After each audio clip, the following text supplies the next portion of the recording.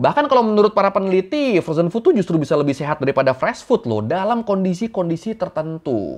That wasted food could have fed an estimated 950 million people. Dan secara keseluruhan, suhu dingin dan makanan frozen tuh bisa ngurangin limbah makanan secara drastis. Kita kan udah beberapa kali ya bahas soal makanan. Dari mulai program makan gratis, bahaya sampah makanan, sampai efek fast food di negara-negara miskin dan berkembang.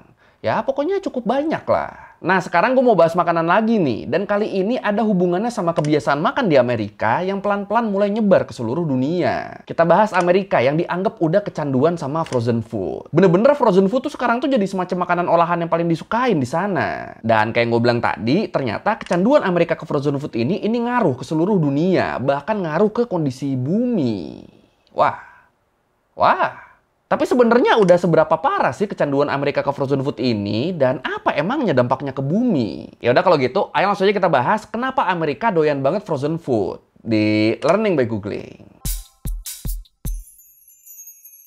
Ya, zaman sekarang kan kayaknya hampir semua orang pasti pernah makan frozen food ya. Minimal sosis atau nugget tuh pasti pernah lah. Dan kalau di berbagai tempat, termasuk di kita, yang namanya makanan frozen tuh kan paling cuma buat selingan doang ya. Bukan jadi pilihan utama. Soalnya ya masih banyak yang lebih milih makanan segernya. Lebih banyak yang milih fresh food dibanding frozen food. Mau itu sayur, buah, daging, ikan, atau makanan olahan, yang fresh tuh tetap lebih banyak ditemuin dan masih lebih banyak disukain. Dan cenderung lebih murah juga kalau kita belinya di pasar tradisional. Kalau di kita. Tapi kalau di Amerika, frozen food tuh justru jadi salah satu sumber makanan utama. Jadi salah satu pilihan terdepan, bahkan ngalahin yang fresh. Kalau menurut AFI, American Frozen Food Institute disebut di tahun 2022, penjualan frozen food di Amerika tuh mencapai lebih dari 72 miliar US dollar.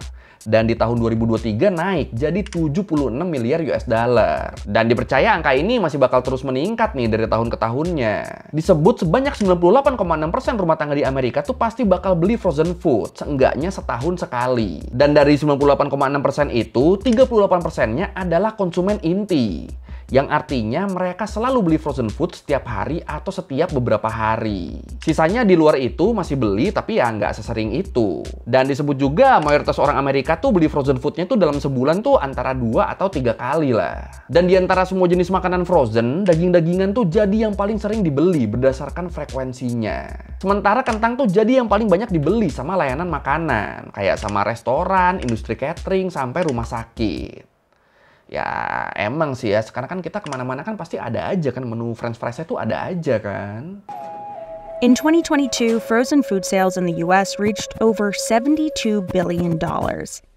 Demand has been rapidly growing.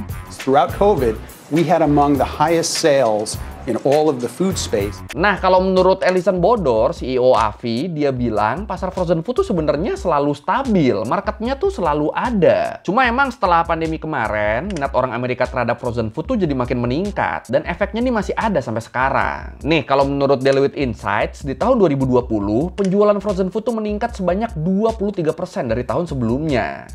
Dan itu ngejadiin frozen food 2 kali lipat lebih laku daripada fresh food di tahun itu. Jadi bener-bener orang Amerika tuh waktu itu tuh pada ngeborong frozen food, sementara fresh foodnya tuh ditinggalin. Kenapa bisa gitu? Ya alasannya soalnya di masa-masa pandemi itu kan ada lockdown kan, orang jadi jarang keluar rumah, jadi ya mereka butuh makanan yang lebih tahan lama. Kalau mereka belinya fresh food kan nggak bisa disimpan lama dong, soalnya bakal busuk dalam beberapa hari doang kan. Makanya jadinya di masa-masa pandemi, fresh food tuh dianggap nggak efisien, sementara frozen food itu dianggap sebagai penyelamat stok makanan. Soalnya bisa tahan lama kan dengan ditaruh di freezer. Terus kalau menurut Sonia Purwani, Chief Marketing di Cargill Protein North America, dia bilang, pandemi tuh ngajarin konsumen buat investasi makanan tahan lama dalam jumlah besar. Dan kebiasaan selama pandemi ini akhirnya terus ke bawah sampai sekarang, di mana orang-orang udah nyaman hidup dengan konsumsi frozen food karena dianggap lebih efisien. Dan karena itulah makanya freezernya orang Amerika tuh sekarang tuh 30% lebih penuh daripada sebelum pandemi. Pada diisi sama makanan-makanan frozen. When COVID happened, when supply chain everything got shut down, you saw a huge spike in frozen food, sometimes 30, 40, 50% year-over-year basis. Frozen foods demand was supercharged during the pandemic in the US, bringing in over $65 billion in 2020. Dan walaupun tahan lama tuh merupakan faktor yang penting, tapi itu bukan satu-satunya alasan yang bikin orang Amerika jadi pada doyan frozen food. Kalau berdasarkan survei dari AFI disebut, konsumen tuh pada beli frozen food soalnya mereka tuh nganggap frozen food tuh lebih murah, enak, dan lebih simpel buat dimasak dan dimakan.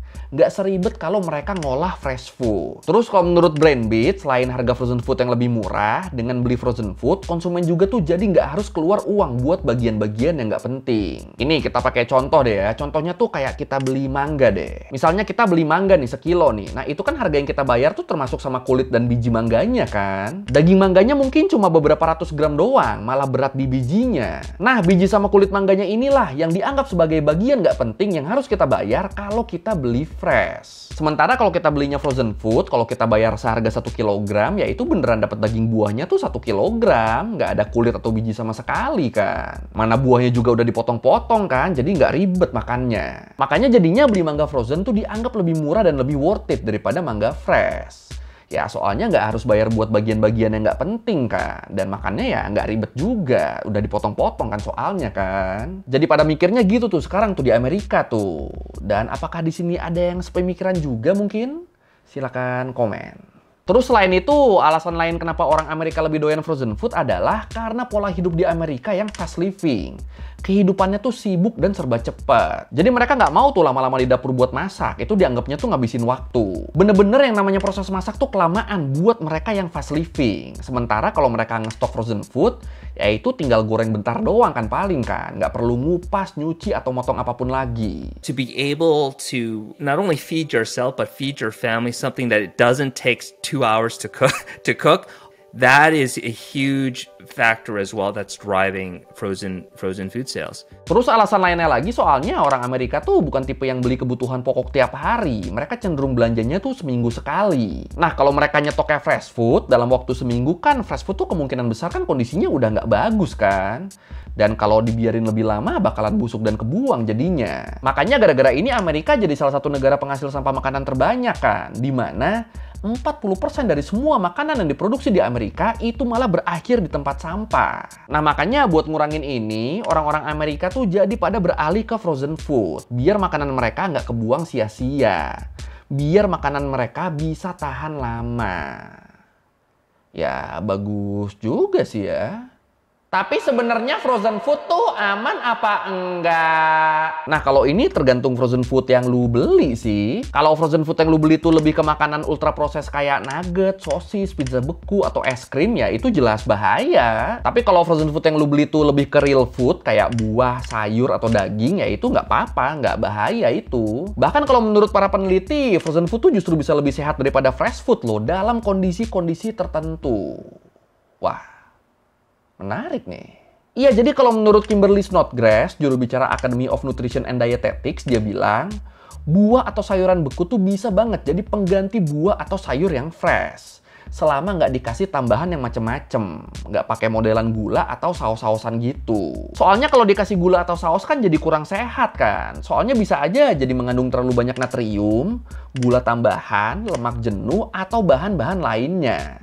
Apalagi kalau ternyata sausnya tuh mengandung pengawet dan pewarna. Kalau gitu kasusnya, endingnya malah jadi sama nggak sehatnya nih, kayak makanan ultra proses. Padahal sebenarnya kalau menurut Center for Science in the Public Interest disebut, tanpa pengawet pun, selama ngebungkusnya benar dan temperaturnya pas, frozen food tuh tetap bisa tahan lama dengan kualitas yang oke. Jadi frozen food tuh bisa tahan lama, itu tuh bukan karena dikasih pengawet atau apapun ya. Enggak, itu tuh lebih karena ya emang suhu dinginnya aja yang bisa ngebunuh dan ngehambat perkembangan mikroba. Makanya kalau dibandingin sama makanan kalengan, ya frozen food tuh jauh lebih sehat. Soalnya ya basicnya frozen food tuh fresh food yang dibekuin kan, yang nggak ditambahin zat macem-macem kayak makanan kalengan. Industry has come a long way since the 1930s when Clarence Birdseye pioneered a flash freezing technique that better preserved foods. Quick freezing is one of the newer ways of keeping foods. Meat, fruit, vegetables. Dan kalau dalam konteks buah atau sayur, frozen foodnya bisa jadi lebih sehat daripada fresh foodnya. Soalnya frozen food tuh kan dibekuinnya tuh pas buahnya udah mateng kan. Pas buahnya lagi dalam kondisi prima. Jadi kandungan nutrisi kayak vitamin dan mineral pentingnya tuh bakalan tetap terjaga. Mau ditaruh di freezer 3 bulan juga, kandungan nutrisinya tuh nggak bakalan berubah. Masih bakal tetap sehat dan kondisinya masih bakal tetap bagus. Sementara kalau buah fresh, kondisi primanya tuh kan paling cuma bertahan beberapa hari doang kan. Kalaupun kita masukin freezer, ya itu nggak akan bertahan selama itu. Nah, faktor inilah yang ngebikin frozen food jatuhnya jadi lebih murah. Soalnya resiko kerugiannya tuh minim. Dan balik lagi, karena makanan yang beku tuh nggak bakal busuk atau jelek kan, bakal selalu bagus, jadinya ya nggak akan kebuang sia-sia. Dan jelas hal ini bisa ngurangin limbah makanan secara drastis dong, mau itu dari sektor rumah tangga, restoran, ataupun retail. Kenapa bisa ngurangin limbah makanan secara drastis? Soalnya kalau menurut Healthline, kalau makanannya beku, kalau makanannya frozen, itu kemungkinan besar masih aman dikonsumsi, bahkan lama setelah tanggal kadaluarsanya lewat. Jadi walaupun didiemin lama di freezer, itu masih bakal bisa dikonsumsi tuh, nggak jadi dibuang sia-sia. Cuma ya kalau kelamaan banget disimpan ya kurang bagus juga ya. Soalnya kan masih ada kemungkinan rasa dan kondisinya kan berubah kan kalau disimpan terlalu lama. Walaupun mungkin kandungannya tetap sama aja. Jadi ya bisa tahan lama, tapi ya nggak lama-lama banget lah. Paling ya berbulan-bulan lah, jangan sampai bertahun-tahun juga. Tambahan dikit, gue baru inget di BBC tuh pernah dilakuin penelitian. Jadi di penelitiannya tuh ada buah dan sayur yang sama, tapi satunya fresh, satunya frozen. Nah itu diteliti tuh kandungan vitaminnya tinggian yang mana. Dan ternyata di banyak makanan frozen food tuh menang loh, unggul cukup jauh lagi. Jadi ya emang kalau buat jangka panjang nggak ada lawan ini frozen food. So the results are in. We'll start with carrots. The frozen's almost double the amount of vitamin C than the fresh. Oh, that's so interesting. I really thought that it would be the same. And for peas, Whoa, frozen is a winner. Look at that.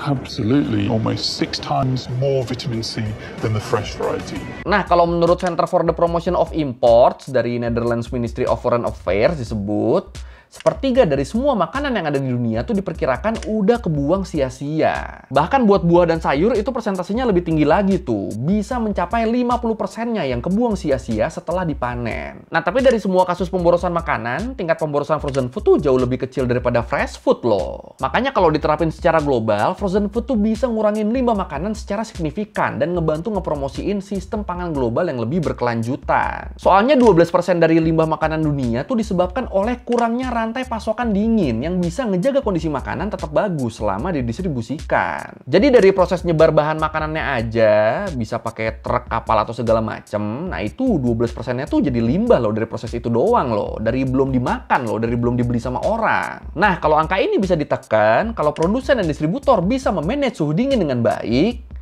itu 12% makanan yang kebuang tadi tuh bisa memenuhi kebutuhan pangan 1 miliar orang per tahunnya. Wah. Ternyata sebanyak itu ya yang kebuang ya. Astagfirullah, astagfirullah, astagfirullah. Dan secara keseluruhan, suhu dingin dan makanan frozen tuh bisa ngurangin limbah makanan secara drastis. Walaupun ya agak mustahil ya buat hilang sepenuhnya ya. Kenapa mustahil? Soalnya kan masih banyak orang yang ngebuang makanan secara sengaja, bukan karena busuk atau karena kondisinya udah nggak bagus. Makanya kalau bisa kita minimalisir lah buang-buang makanannya. Soalnya dengan mengurangi limbah makanan, artinya kita udah berkontribusi dalam mengurangi emisi karbon yang bisa menyebabkan pemanasan global. Soalnya ya sekitar 8-10% emisi karbon yang ada di bumi kan dihasilkan dari limbah makanan kan. Yang berarti sekitar 3,3 miliar metrik ton emisi karbon di dunia tuh dihasilkan oleh makanan yang terbuang. Makanya kan banyak dianggap dengan kita makin sering buang makanan, itu berarti kita udah makin mempercepat kiamat. Banyak yang anggapnya gitu kan. Atau ya buat lebih detailnya tentang ini, lu bisa tonton di video gue yang ini. Mama marketing! Nah kalau limbah makanannya berkurang, ya jelas emisi karbon yang dihasilkan juga bakal berkurang dong. Jadi ya, yuk, bisa yuk, nggak buang-buang makanan yuk. Amin, amin, amin, amin, amin, amin. Tapi bukannya proses pembekuan makanan juga ngehasilin karbon. Nah, kalau menurut Anthropocene Magazine, proses pembekuan makanan tuh emang konsumsi banyak energi listrik. Sekitar 484 terawatt per hour per tahunnya. Dan kebanyakan listrik di dunia tuh kan masih dihasilkannya kan dari bahan bakar fosil ya, yang pastinya juga menghasilkan karbon. Nah, tapi ternyata karbon yang dihasilkan dari proses pembekuan tuh itu jauh lebih kecil daripada karbon yang dihasilkan dari limbah makanan. Dan kalau alternatif energi listrik low karbon bisa diterapin di dunia, itu bakal ngurangin emisi karbon lebih banyak lagi tuh. Apalagi baru-baru ini tuh kan ada perubahan menyangkut standar pembekuan makanan tuh. Perubahan gimana tuh? Jadi kalau menurut University of Birmingham, selama ini kita tuh masih berpegang ke panduan pembekuan yang umurnya tuh hampir 1 abad. Di mana standar suhu buat frozen food adalah minus 18 derajat Celcius. Nah tapi dari temuan terbaru, ternyata buat ngejaga kondisi frozen food tetap baik tuh, ternyata nggak butuh suhu yang sedingin itu. Minus 15 derajat Celcius tuh itu ternyata udah cukup. Jadi ya standar frozen food sekarang tuh udah bukan minus 18 derajat lagi, tapi udah dinaikin 3 derajat buat menghemat energi. Jadi minus 15 derajat Celcius. Dan ini walaupun kelihatannya kecil, cuma 3 derajat doang bedanya, tapi efeknya secara global tuh gede banget loh. Disebut dengan kita naikin suhu standar sebanyak 3 derajat Celcius, kita tuh udah mengurangi emisi karbon tahunan sebanyak 17,7 juta metrik ton. Dan kalau kita bisa ngurangin limbah makanan sebanyak 80% aja, itu artinya kita udah ngurangin emisi karbon sebanyak 2,6 miliar metrik ton. Makanya dengan efek positif yang sebesar itu, akhirnya sekarang dianggapnya salah satu cara pengurangan limbah adalah dengan mengoptimalkan frozen food. Tapi gila ya, nggak nyangka ya, sengaruh itu loh ternyata loh, sampai menghambat krisis iklim loh. Tapi ya balik lagi, kalau mau konsumsi frozen food ya yang sehat-sehat aja ya, jangan yang ultra proses, jangan nugget, sosis gitu-gitu. Soalnya ya sama aja jatuhnya, jadi nggak sehat juga kalau gitu. Ya kalau ultra proses kan, mau frozen ataupun nggak frozen kan sama-sama nggak baik buat kesehatan kan. Tapi kalau menurut lu gimana nih? Apakah sistem frozen food ini sebaiknya diterapin di seluruh dunia buat ngurangin pemanasan global? Atau lu tetap milih fresh food? Yang mana nih? Silakan komen. Approximately 13% of all food produced globally is lost due to poor cold storage every year. That wasted food could have fed an estimated 950 million people. Oke, sekian lah review kali ini tentang kenapa orang Amerika jadi pada kecanduan frozen food. Dan ternyata ini kecanduan yang oke ya, kecanduan yang bagus nih ternyata nih. Bisa ngurangin pemanasan global loh. Wah, ternyata sepenting itu ya. Wah. Ya kalau lu mau revisi kayak gue udah salah, atau lu mau nanya, atau nambah video, terus di komen, kita diskusi kayak biasa. Sekali lagi, thank you, jangan lupa like, comment, subscribe. Bye.